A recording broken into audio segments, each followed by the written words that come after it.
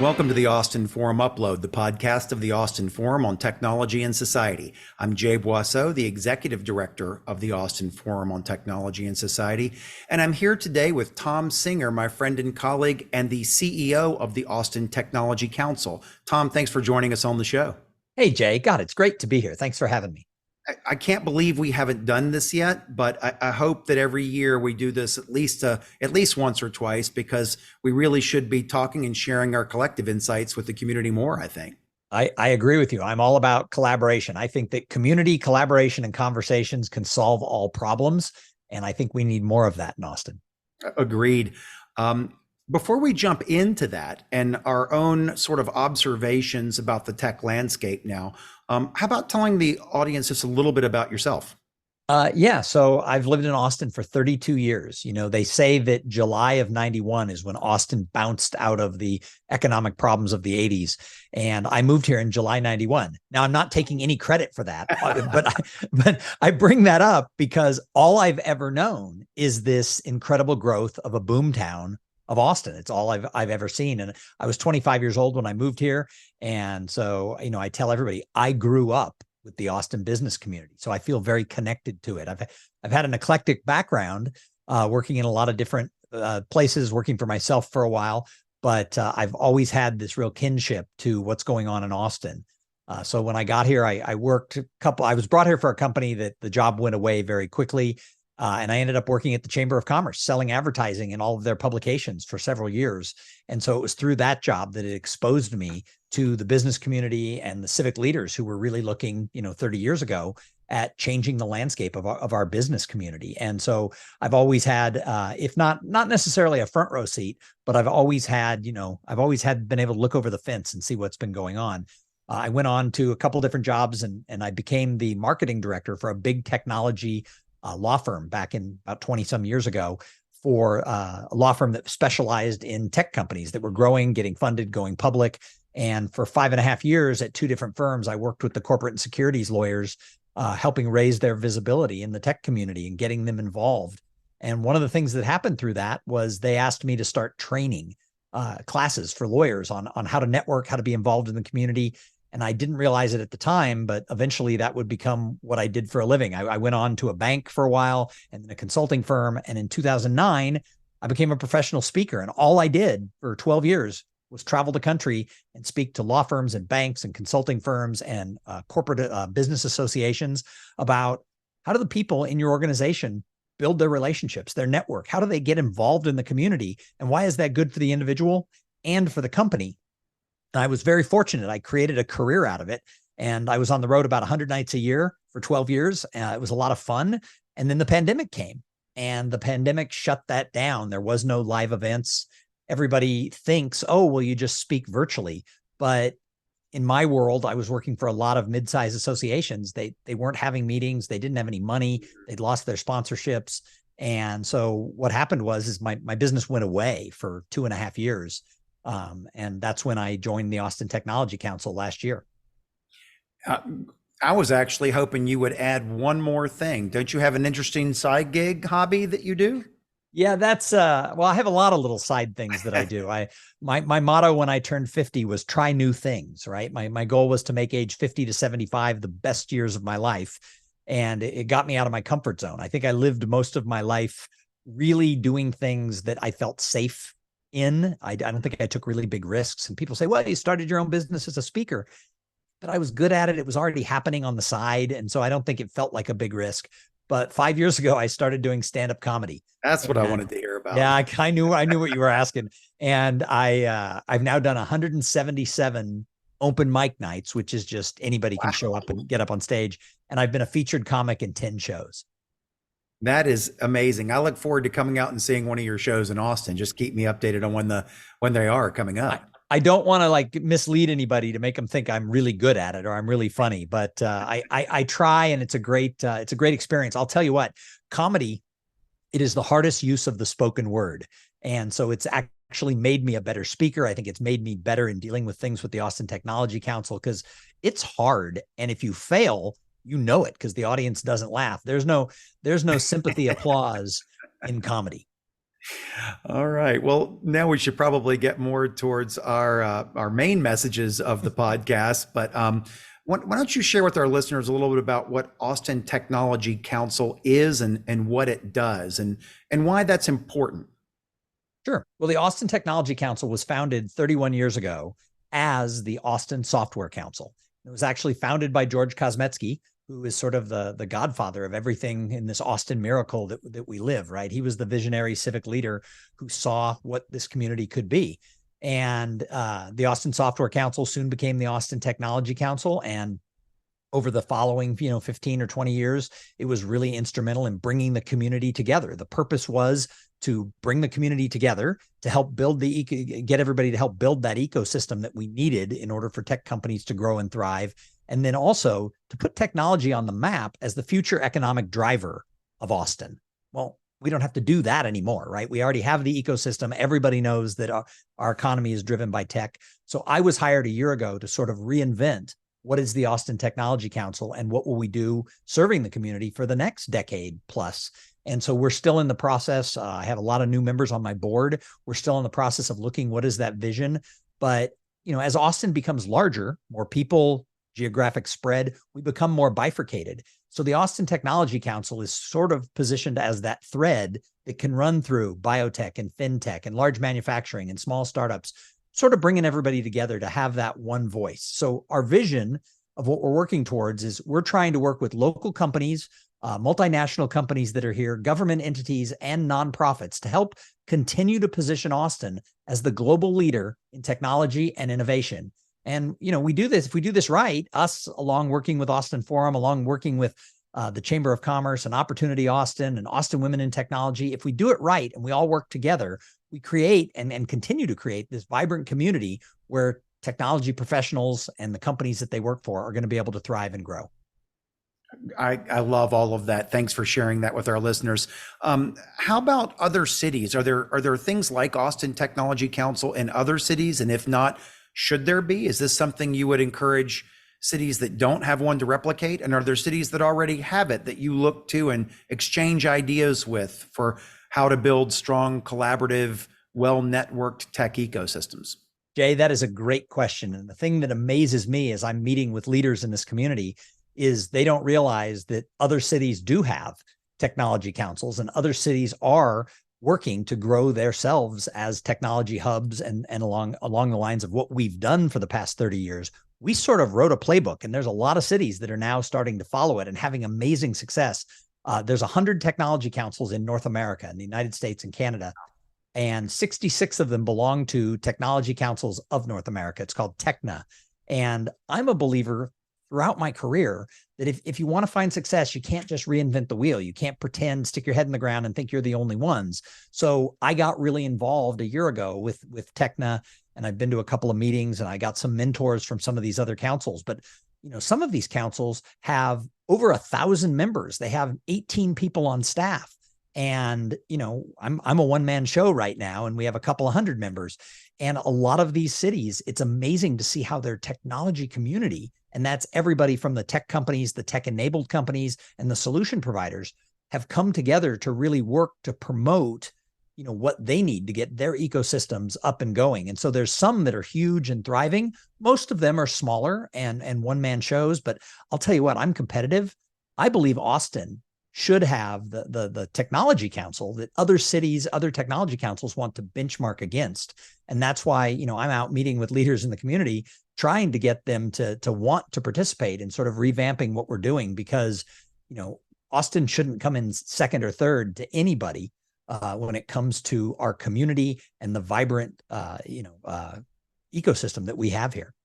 Yeah, we're not good at being number 2 or 3 in things. We like to best live music, best breakfast tacos, best brisket, best, this, that, and the other. But my real question there was, and thank you for that answer, was, isn't this something that should be everywhere? It sounds like lots of cities do have technology councils. And the reason I ask that, I know that you care about this, and so do I, is that technology expertise is advancing so rapidly. And many of the interesting problems facing businesses and government and research and education are really multi-technology solutions. And if you don't have a place where you can network and collaborate and help keep abreast of all of the technologies and which may play a role in your own mission or your own business objectives, you're going to fall behind. We all need a way to, in this world of exponentially increasing knowledge and information, to keep up, and that people can often help you keep up and understand what you should pay attention to that maybe you weren't yesterday, but that your company might need tomorrow. So I really see a huge importance in what you do. And I'm glad to hear that this is a model that many cities are embracing in order to have all of their constituents keep up in technology. Well, and one of the things we want to have is an umbrella that stretches over all things that are tech, because tech means a lot of different things. If you think back, and I don't think you're as old as I am, but if you think back 20 years, we used to call it high tech, right? It was the high tech industry. We had the high tech happy hour. Nobody calls it high tech anymore because everything is tech, and tech gets into different things. The Oregon Technology Council, one of their big supporters, in fact, one of their biggest supporters is Nike. And I'm like, Nike? And then he starts explaining how Nike is a tech company, and how they use technology and how they create their own technology to be able to design and market and do all the things that they do. So the way we look at tech is definitely changing. So we want to have that umbrella that everybody touches. Now, there's a time and a place for fintech people to get together with fintech people and biotech people to get together with biotech people. But if we live in these silos, then I think we missed the boat. And that's why the Austin Technology Council is trying hard to have these conversations sort of across all the disciplines. Yeah, 100%. That's the Austin Forum on Technology and Society, your Austin Technology Council. We're very fortunate here to have a few organizations that look at different layers of that ecosystem, but that bring different domains, different areas of expertise, different technologies together, and many different kinds of companies that use one or many of those technologies together. And I think there used to be competition between the different business groups that served Austin. And I think this happens in other communities. And I think that's one of the things that we're working to, myself, you, several other organizations are really working towards a one Austin idea. We all have agendas and things that we offer, but if you have an event, I should be promoting it in my newsletter, because my members and the people who are on my mailing list, they probably need to know what the Austin Forum is doing, because I can't do it all and I shouldn't do it all. So I try to promote other people's events, and in turn, I try to ask them to promote ours, so that we can share in this, letting everybody know there's a lot of things that you can do to get networked, to get connected, to find advisors, to find mentors, to find investors. There's so many places that you can go. And if people just live in one, then I think they miss out. I agree. Especially when it comes to events, everybody is so busy these days that you shouldn't think of some other group as replicating what you're doing. Their events are probably on different days and different times, and no one person could probably attend all of the possible events, but they can attend some. And if we share these events with across the whole community, people can go to the ones that they need to go to that fit their schedule, and they have better opportunities to find out, okay, I'm trying to learn more about AI, or I need to meet with other folks in biotech. What's the total, calendar of those events going on across these organizations, and which ones can I actually make it to meet new people and learn new things? So I'm glad we're all good about that. I want to ask you a little bit about, you already addressed it, that you have lots of different kinds of members. Some are tech companies, some are companies using tech. I'm sure you have many different scales of members, from startup to probably global companies that have probably joined multiple tech councils in different cities as well. Can you describe the makeup of your members in Austin Technology Council and how that's evolving? Absolutely. Well, our focus, I would say, and we want everybody involved. We want to be that thread that runs through everybody. Our focus is sort of those established growth-oriented companies in tech here in Austin. So I call it, I don't know, I'm making this up, but 10 to 300 employees. They have a product. They may still be seeking funding, but they're shipping product. They're making a profit. They're actually, creating their product or their service and putting it out there. Now, the startup community, we want them because some of them will grow into that area, and some of them, it's not their first startup. It's not their first, time in this game. So we want some of those leaders, as many of them who want to be part of what we do, to be part of the council. And then you have the homegrown and the multinationals that have large, I'll call them the large employers that are here in Austin. We want them involved too. So we want everybody to be supportive and involved, but our focus is really helping more of those established growth-oriented companies get to that next level. And how can we do that, through education, through networking, through access, So we have everybody. We also have some of the solution providers that help everybody do what it is that they do. So we have law firms and banks who support us and underwrite us and help us, as partners to be able to pull off the things that we're doing. But our focus is the tech companies and now these tech-enabled companies who are growth oriented. Great. I'm going to shift gears now a little bit, Tom. Now that our listeners know a bit more about you and about Austin Technology Council and what makes it, how it works, what makes it important, why this is necessary, or at least highly advantageous for communities to have this and get this networking collaboration going. Let's talk about technology itself and have a little fun. So first of all, Gen AI is all over the news. What? AI? Yeah, everything. I'm it's sure all AI all of your all the members time are right talking now. about generative AI, and it's hard to believe that ChatGPT just launched on November 30th of last year. So it hasn't even been a year. There's many generative AI tools up there. Before we get to other buzzy techs, what are you most excited about your members doing with generative AI? So I'm seeing a lot of companies, both members and companies I'm talking to about membership, who are actually building on top of ChatGPT. So they're offering something that is not just, hey, write me an article or do this. They're actually creating products and services that sit on top using the database from ChatGPT and other generative AI services that are coming out. And they're building other things on it. So it's amazing the level of in-depth search and the discovery of knowledge that can come out, through the different types of prompts and the different types of things that people are doing. So there's a lot of companies that are building things, that is their product sits on top. There's also a lot of companies who are using it inside their current operations to be able to make sure that they're streamlining what they're doing. So I think that, the generative AI, both as we get it as consumers through ChatGPT or the others, or new services and products that are coming out that are building on what's there, I think it's exciting because if you think about it, Google search has gotten to the point where it's, mostly ads and people who have really good SEO. So you can't always find what it is you're looking for. Now, ChatGPT, it can't give you anything from the current web because it only goes back 2 years, but eventually it's going to get there. Eventually you're going to be able to ask questions and it's going to be able to get, answers that were posted yesterday or the day before. And so I think that's exciting as well, because it changes the way we search for information and knowledge and discovery. So that part I like, and it's fun to see how the different companies are using it.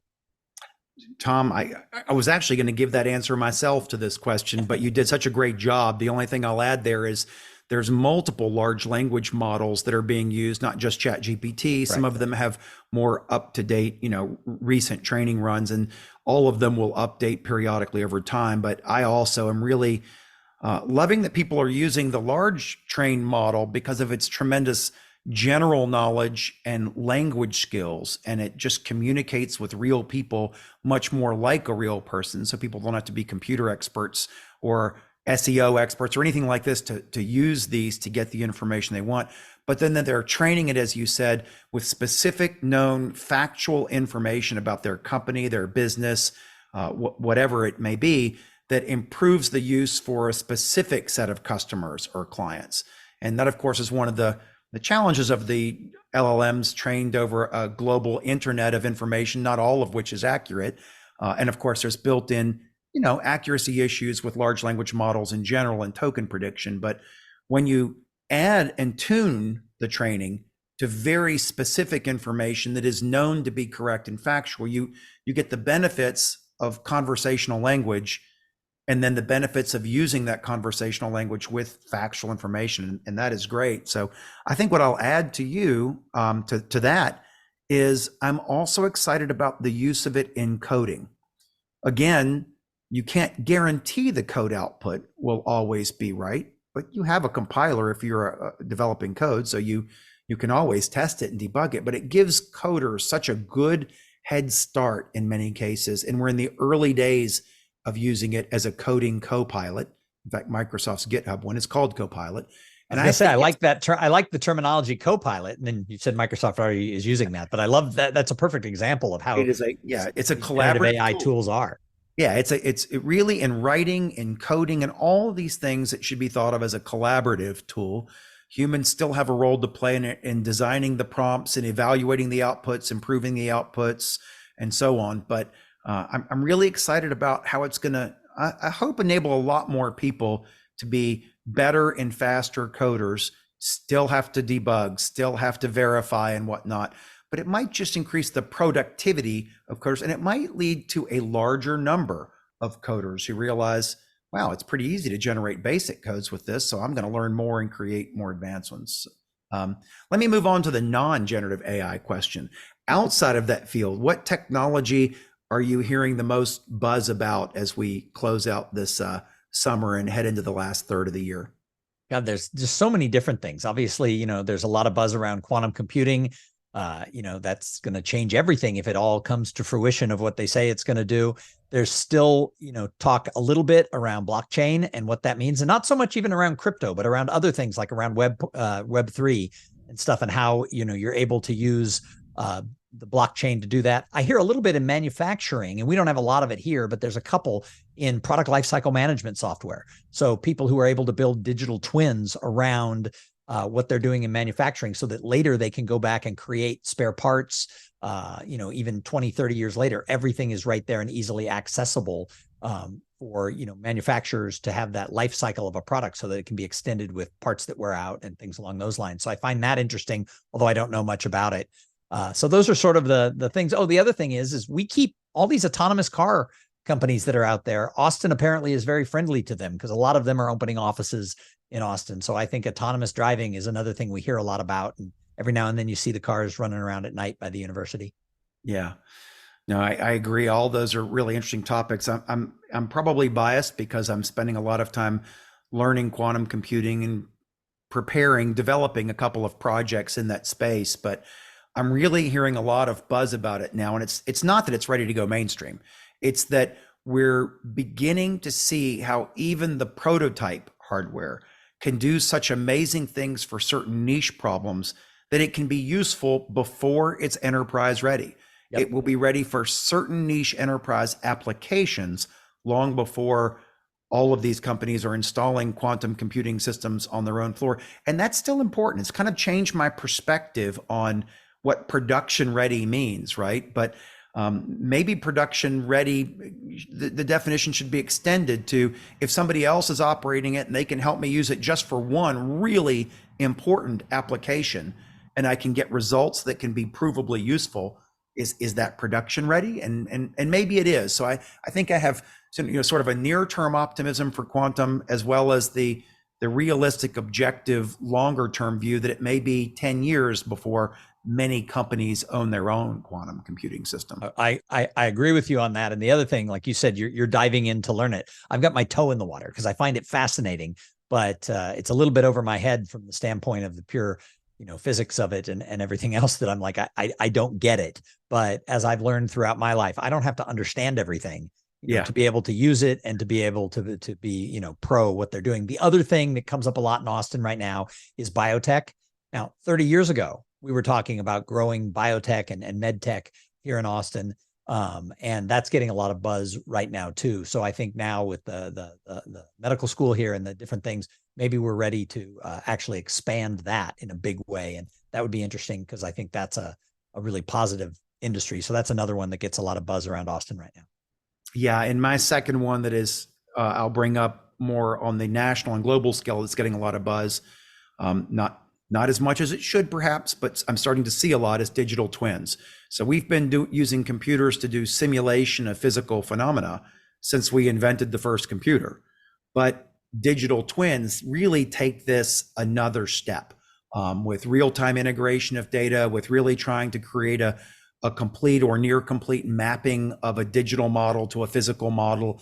That we have a conference in Austin coming up in a month, the Applied Intelligence Live, and one of the fathers of digital twins is going to be one of the speakers at that. So I'm really happy to see that we have enough computational capability, algorithmic improvements, enough attention in this area that people are thinking in terms of not just simulating aspects of physical phenomena, but truly making digital twins of them that we can then use to predict what will happen to the physical version under different circumstances. So I'm really excited about that as well. Let me ask you about, maybe name one technology that you think just isn't getting nearly enough buzz, and maybe that'll change soon, but at least right now you feel like is not getting the buzz it deserves relative to the potential it has for business and society? So I think green tech, I think, things around the, ecology and around the environment, I think are super important. And we hear a little bit here and there, but I don't think enough is being said about that. I believe that we have really smart people in Austin and around the world who work in technology. And like I said, I think that, these technologists can have an impact. They can really change the world. And we have some serious climate problems and we have some problems in our ecology. So I think that I wish green tech got sort of a more positive buzz, and that more people were putting with the brain power that I don't have, we're putting their brains to that. So I think that's one that I would kind of go with, that I wish was getting more. And then the other thing is I think we're due for the new thing when it comes to social media. I think that a lot of the social media that we've used for the past 15 years, through algorithms and advertising and everything else, kind of jumped the shark, in some aspects. But I think that connectivity, that human connection piece, I'm pro showing up in person at live events for my organization, your organization, everybody else. But there is something to be said that maybe it's time that something new comes along in the world of social media that, can be the next thing. It's funny that you say that. I have a little startup idea in that, and I don't know if I'll ever deliver on it, but I've been talking to people about it lately, and maybe you and I should talk outside of this podcast about that. I'd love to pick your brain about it. But I agree with you overall. Social media, it certainly has gotten stagnant, and we've got competitors that are almost identical to each other, and not seeing a lot of innovation there, just to focus on attention and eyeballs and advertising dollars. The technology that I'm going to respond to this question with is synthetic biology. There's nobody, I think, that once they understand what synthetic biology is, wouldn't agree that it's one of the most important technologies for humanity and the planet in the decades ahead. But I don't feel like it's gotten quite the buzz it deserves. And it ties in nicely with AI, and I would argue that along with AI, it's the most important emerging technology of our time. We are learning how to write the code of life. And as we do this, we will be able to develop new kinds of organisms and achieve new material science capabilities. And so I really think synthetic biology is going to be, especially coupled with AI, the key to finding cures for current ailments that have evaded us so far, for improving the human condition, but also addressing plants that can take more carbon out of the air. You mentioned green tech and so many other things that I'm really excited about the prospects for synthetic biology. And I'm not a biologist. My background is physics and astronomy, but I think if I could do it all over again, I'd really want to be an AI synthetic biologist right now. And I think in the coming years, that is the technology that's really going to show a lot of innovations that matter to people, that matter to planet. And I think the buzz for that is, I'm hopeful it's right around the corner. I hope that if I ask you this question next year, that's the answer to the first question, not the third in this buzzy topics set. Let me ask you a final question here. We always close these interviews with asking, what is your set of recommendations for our listeners? So in this case, what are your top recommendations for tech leaders right now as we close out August 2023? What advice would you give, your top 1, 2, or 3 morsels of advice you'd give to companies about technology now and what they should be doing to close out 2023 strong and really enter 2024 with maximum productivity and maximum potential for innovation? Well, I'm going to go back to what I've spoken about and written about for 15 plus years. And that is that, all opportunities in life really come from people. And I think one of the problems that we've encountered is that we've gotten more siloed. And one of the things that Austin bragged about for 30 years, 20 years anyway, was that we weren't like the Valley in the fact that everybody could sort of reach everybody. And if you showed up at the, Four Seasons, you would accidentally run into somebody. And, that there was this serendipity of our human connection, our network, all of that. And I think that a couple things happened. One is we absorbed nearly 1 million people the last 8 to 10 years. And it's hard to absorb that many people. I mean, that's a third of our, population or more than a third of our population, has arrived in the last 10 years. And with that, not everybody can know everybody. And so that's a part of the problem. Plus we have the geography spread. So you can't get when I was, working at the Chamber of Commerce 30 years ago, you could go to a happy hour at the Four Seasons and hit the tail end of the happy hour that was at the Renaissance in the Arboretum. Well, now you might as well be flying to Dallas. You can't get from downtown to the Arboretum or the Domain at 5:30, 6:30 at night. So there's reasons why I think that we aren't as connected as an overall ecosystem. One is it's just bigger. I mean, it was one thing when the tech community was hundreds of people. Now it's tens of thousands, million people working in tech here. So I think that one of the things that leaders should do is make sure they're getting out more. I think it's really important that, when I talked to a CEO of a company, and he's like, yeah, I don't go to anything in the community. I don't go to ATC. I don't go to the Tech Forum. I don't go to anything the chamber does, because my venture capitalist or my law firm does a curated dinner of just 20 C-level executives who are funded. And they say, I just want to be around people like me. That's awesome. There is a time and a place to go to a dinner with 20 C-level executives who are a lot like you. Awesome. But there's also a reason why you show up in the community and go to that tech happy hour, or go to, listen to some speaker and just show up. Now, people are busy. You can't do it all the time, but I think every leader in every tech company once a month should be showing up at something. They can pick one organization and get involved, serve on the board, and go to all those things, which many of my board members have chosen the Austin Technology Council, and that's what they do. Or they could 1 month go to your event, 1 month go to my event, next month go to somebody else's event. But I think if you're not getting out and networking in sort of the old school physical, showing up at some event, I think maybe the serendipity that could come your way is left behind. So that would be my advice: is more FaceTime with people you don't know, because some of them will become people you know. I couldn't imagine a better recommendation in closing for a podcast episode than that. That was fantastic. I hope our listeners that are in the Austin area will absolutely attend the Austin Technology Council events, Austin Forum events, as well as Austin Women in Technology events, Chamber of Commerce events, the various conferences in town.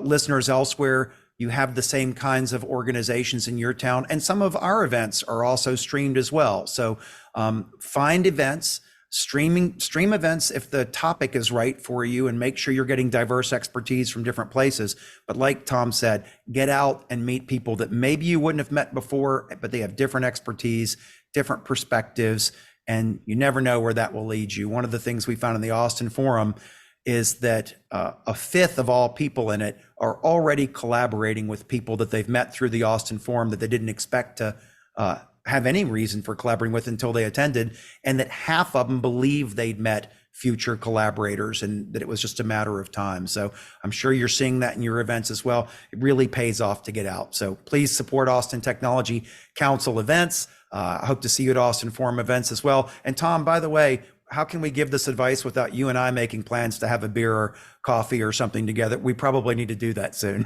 I would love to do that. And I would love for anybody who is in the C-suite of a company to make sure they mark November 6th. That is our CEO C-suite summit. We'll have 150 tech leaders come together to talk about all of these types of issues and listen to a couple of speakers, but also have that chance to really convene. That's not a meeting for our salespeople or our marketing friends. That is just for the people who are in the C-suite from startup to multinational company. We want to have all kinds of people at that event. Great. Tom, thank you so much for being with us today. I look forward to seeing you in person sometime soon. Let's do it. Seeing lots of our listeners, hopefully, at our events. Thanks for listening to the Austin Forum Upload. You can listen to additional episodes and check out a schedule of our monthly in-person events at austinforum.org. The Upload is a production of the Austin Forum on Technology and Society, a nonprofit organization here in Austin, Texas.